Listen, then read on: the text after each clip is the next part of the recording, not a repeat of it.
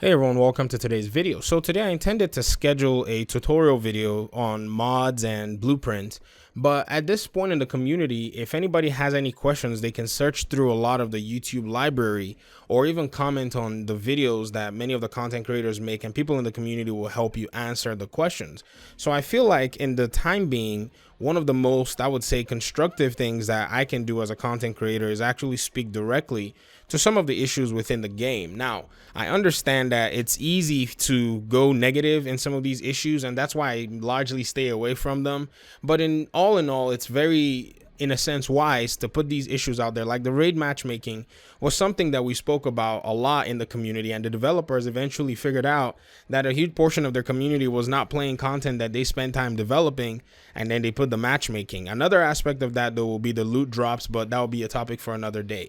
So today I wanted to discuss why your RNG sucks, and I'm going to try my best to give you like a historical perspective of why the RNG in the Division 2 is actually terrible. Now, disclaimer, the entire video and my entire premise and theory might be 100% wrong. So that being said, if you tell me in the comment section that I'm wrong, there's nothing I haven't heard before. So the RNG in the Division 2 is actually very unforgiving. It's not going to drop you what you want, what you need. When you go use some Excel sheets, some tools to figure out exactly what items you need, and you start farming for them, it's going to be very difficult to get that. Now, some of you are snickering in the background saying, my RNG is excellent. I don't want to hear from you. I just want you to be quiet and listen because we're jealous of you, okay? But in all, the reality of things, a lot of players have complained that they've farmed for items for months, weeks, 500 hours, 600 hours, 25 days of gameplay, and have not been able to achieve the items that they have been looking for. And I think, like I said, I might be wrong, that most of this is because of the nature of the Division 2. Now, I'm not giving excuses. Don't get me wrong. I'm trying to provide a logical explanation, and then you can judge for yourself whether the logic behind it is wrong or whether the reasoning behind my logic is wrong. Whatever you want to do, go for it. So the Division 1 had a very unforgiving RNG when the game first released. And then I feel like what happened over the course of time is as players began to size up themselves in the dark zone, it was apparent that those who put in more hours in the game were able to benefit and get the best loot.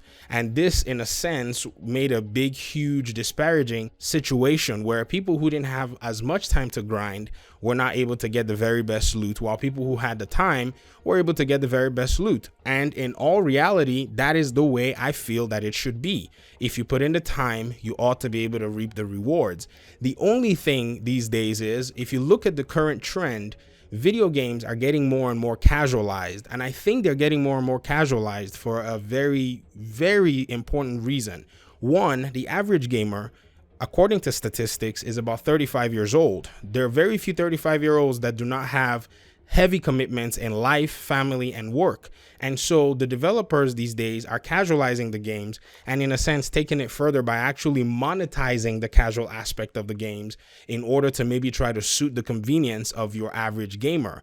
And so regarding that, that affected the RNG in the Division 2, where the RNG, necessarily as bad as it may be, on one hand, on the other hand, it doesn't really matter. You can slap on any gear in the Division 2 and you'll still go out and do decently well. And sure, the guy who has a little bit more, 70%, 90% more damage to elites or 100% weapon damage is not going to look too great. Sure, he'll do a lot more DPS, but you're probably going to be able to hold your own if you know how to put a few pieces here and there. Now, the only place where this is going to count against you if you did that crap is like in the raid or on heroic missions. But largely, it seems like the RNG doesn't matter. And I feel like the developers did a convergence where they tried to scale down the skill gap and the reward system between the person who's a casual player and the person who's a hardcore grinder. So the guy who's going to spend 30 hours a week grinding is most likely going to come out with very similar results as the person who spends maybe 3 hours a week grinding, because I feel like the developers were trying to cater to the very casual audience in the game. Is that a bad thing in all reality? I don't think so. So think about it this way. The hardcore grinder has almost unlimited time to grind. The casual gamer / grinder has very limited time. The casual gamer audience is actually quite bigger, and the casual gamer audience is going to pay the bills of developers, because developers are also dads and moms and family people too, who have to feed mouths at home, who have to pay bills. So if I was designing a game, and I'm saying this from my own perspective, I will be very sure to consider my casual audience as I'm actually making the game. And that is why I think this is the case, because if you look at the way some of the brand sets are, they're very limited in how you can build. There are some pieces that are not part of the entire brand set. Like if you look at maybe Fenris, only the chest piece, holster, and the knee pads are all that you can get. Maybe something like Wyvern. Wyvern gives you only the mask, backpack, holster, and knee pads. And you see these little destandardized ways to make the RNG much more complicated is something that would allow or make for the experienced player to almost never be able to get their dream build. Now, here is where the downside of this same action comes into play.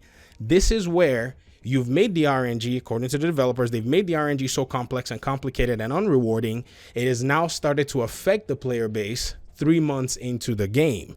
And so the intention of making the RNG quite in a convergent space where the casual and the hardcore player will not have too much of a difference in their build and in their whole power is now becoming a problem, because the casual player, even though they had 3 months a week to, or 3 hours a week, to grind, they've now been able to accumulate enough hours to be able to perfect their builds, but the RNG is not allowing for that to happen. And so the RNG sucks.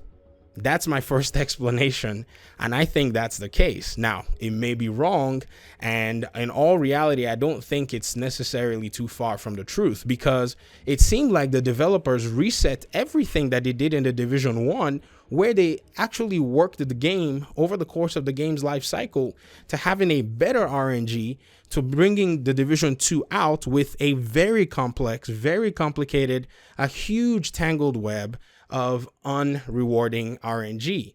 And looking at it, what I've decided and what I've thought about doing is I've just decided to kind of shut my mind down from thinking about the few percentage improvements on my gear.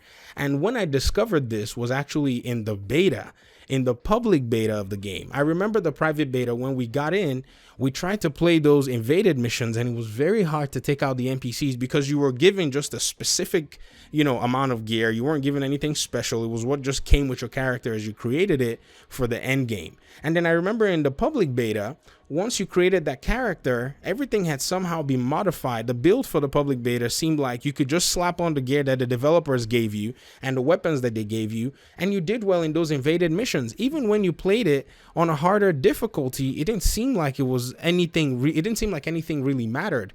That's when I started to scratch my chin and say, I think there's something here. I think this game is catering and is trying to appeal to a more casual audience, or let's say casual core audience.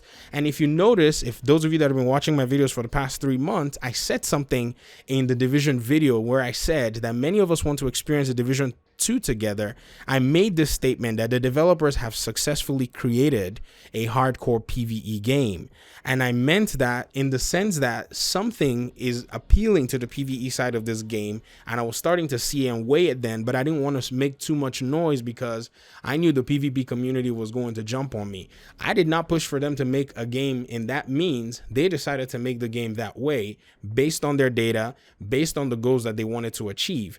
Whether or not that was a good decision to make, they are seeing what the data is saying, and the community is responding appropriately, because the RNG right now is in a place where you cannot find anything to do, because the RNG is just going to continue to stab you in the back when you put in the time and the effort. So a lot of people have quit because of this bad RNG modification. I bet you the developers had good intentions to make people who were more casual core to be able to at least keep up if they weren't putting in as much time. But over the course of 3 months, everybody right now is at a point where they have solid builds. They've put in enough time, gotten enough drops. I feel like the developers need to start addressing the RNG right now in the game, because it's no longer a matter of, okay, we want to keep people playing, because that was my second point I wanted to share. I feel like they also made the RNG the way it is because they're not oblivious to how to make a good RNG system. They made a good one in a Division 1 at the end of the game cycle. They wanted to make it this way because they wanted to keep players playing. Fine. For the first 100, 200, 300, 400 hours, it probably makes a little bit of sense as an MMORPG style looter shooter to make a game that has that kind of longevity where players are playing and grinding. But after a while, it gets tedious and unrewarding. Whereas this whole game's premise is supposed to be based on a very appealing reward system.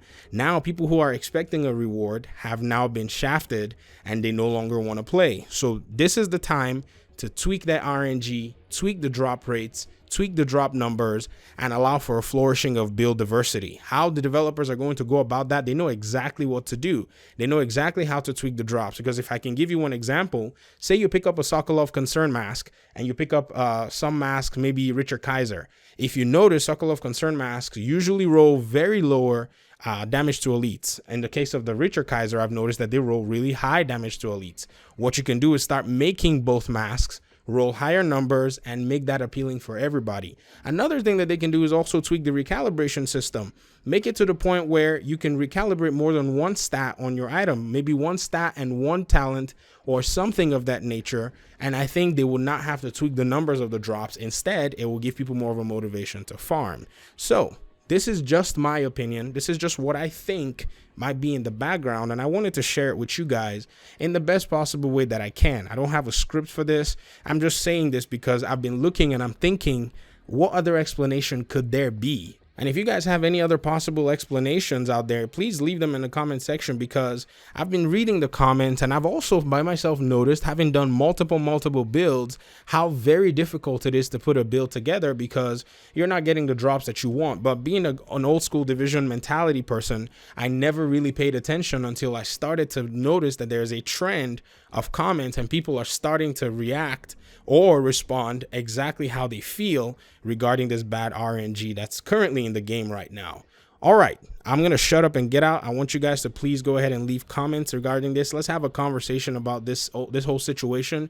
I feel like the developers are at the place where they're open to making this change if it will motivate people to play, if it will bring people back to the game, because they don't really have a lot of time. Calendar clock is ticking. New games are going to be coming out in the fall. They got to keep their player base happy. So that's all I have for today. Thank you very much for your time and your audience, and I'll see you in the next video. Peace.